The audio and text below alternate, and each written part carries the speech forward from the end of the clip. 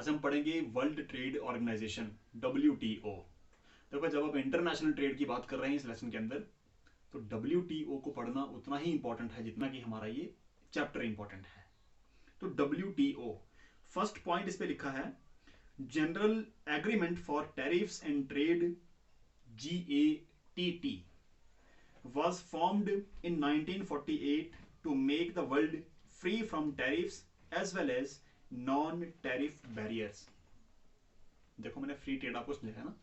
Free trade से पहले क्या था कि सभी कंट्रीज अपने अपने बॉर्डर्स के ऊपर बहुत सारे टैक्सेस को इंपोज करती थी ताकि बाहर से कोई भी इंसान उनकी कंट्री में आकर के चीजें ना बेचे।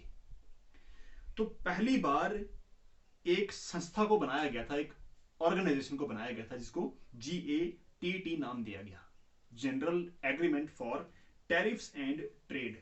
1948 में इसको बनाया गया, क्या करने के लिए? ट्रेड को टैक्स फ्री करने के लिए। कि अगर दुनिया भर में अगर सारी कंट्रीज को व्यापार की जरूरत है तो फिर टैक्सेस क्यों लगाने हैं? जब हर कंट्री को किसी दूसरी कंट्री से चीजें लेनी पड़ती हैं, उनको देनी पड़ती हैं, तो फिर बीच में टैक्सेस को क्यों रखना है? हम क्यों ना एक फ्री एंड फेयर ट्रेडिंग को इस्टेब्लिश करें पूरी दुनिया के अंदर। तो इन ट्रेडिंग रूल्स को बनाने के लिए, इन टैरिफ्स को, इन टैक्सेस को हटाने के लिए जो पहली कोशिश की गई थी वो 1948 में की गई, जिसको GATT या फिर general agreement for tariffs and trades बोला गया। ये पहली ऑर्गेनाइजेशन थी जो इंटरनेशनल ट्रेड को कंट्रोल करती थी। 1948 से लेकर के 19 सेकेंड पॉइंट है इसके अंदर, on 1 January 1995 the GATT was transformed into World Trade Organization to set up an institution for the promotion of free and fair trade amongst different countries of the world। देखो 1 जनवरी 1995 में GATT का नाम बदल करके क्या कर दिया गया? WTO यानी वर्ल्ड ट्रेड ऑर्गेनाइजेशन। ठीक है, इसको मॉडिफाई किया गया, इसको अपग्रेड किया गया।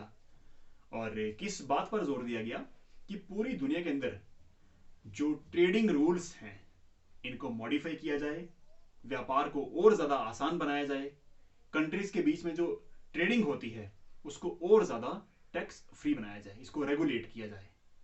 तो 1 जनवरी 1995 को WTO की स्थापना की गई थी। ये क्वेश्चन कभी कभार एक नंबर में पूछा जाता है फाइनल पेपर के अंदर।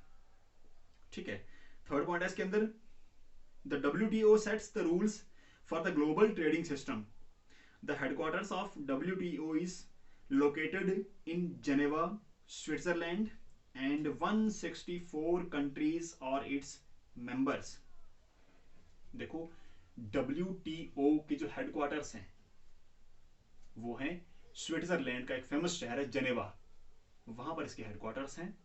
और हमारी इस NCERT की बुक के अकॉर्डिंग जब ये बुक प्रिंट की जा रही थी उस टाइम पर 164 इसके एक्टिव मेंबर्स थे। किसके? WTO के। यानी जो भी कंट्री WTO के एग्रीमेंट को साइन करेगी उसको उन सारे रूल्स को फॉलो करना पड़ेगा जो WTO डिसाइड करती है फॉर द इंटरनेशनल ट्रेड। ठीक है, आगे इसमें लिखा है WTO सेट्स रूल्स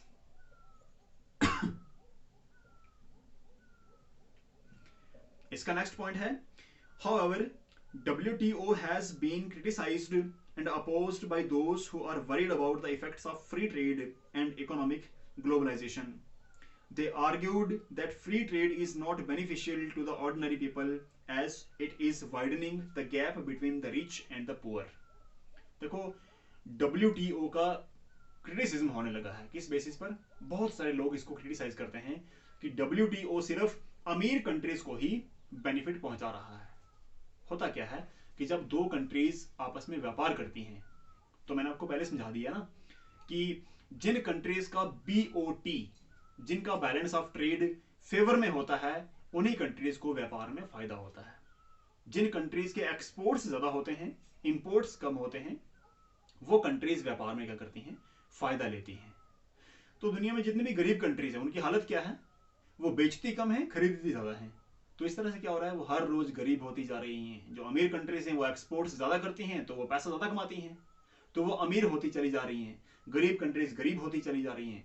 तो ये जो रिच और पुअर के बीच में जो गैप है ना, ये गैप बढ़ता चला जा रहा है।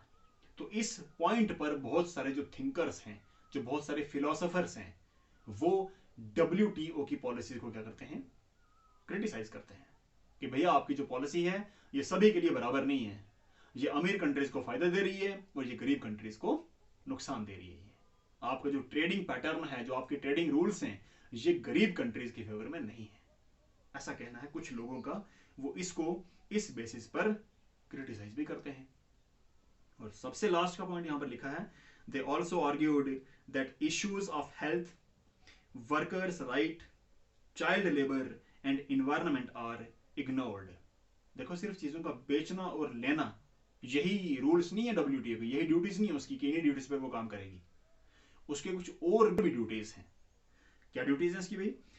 इश्यूज ऑफ हेल्थ, जितने भी लोग ट्रेडिंग में इन्वॉल्व हैं, जितने भी वर्कर्स काम कर रहे हैं, उनकी हेल्थ का भी ध्यान रखना, उनकी हेल्थ कंडीशंस का ध्यान रखना, वो किस तरह से काम करते हैं, कितने घंटे काम करते हैं, किन कंडीशंस में काम करते हैं, उनको भी रेगुलेट करना इसकी ड्यूटी है। तो लोग कहते हैं कि जो हेल्थ इश्यूज हैं उनको इग्नोर किया जा रहा है, WTO ने कोई ठोस कदम नहीं उठाया उसके ऊपर।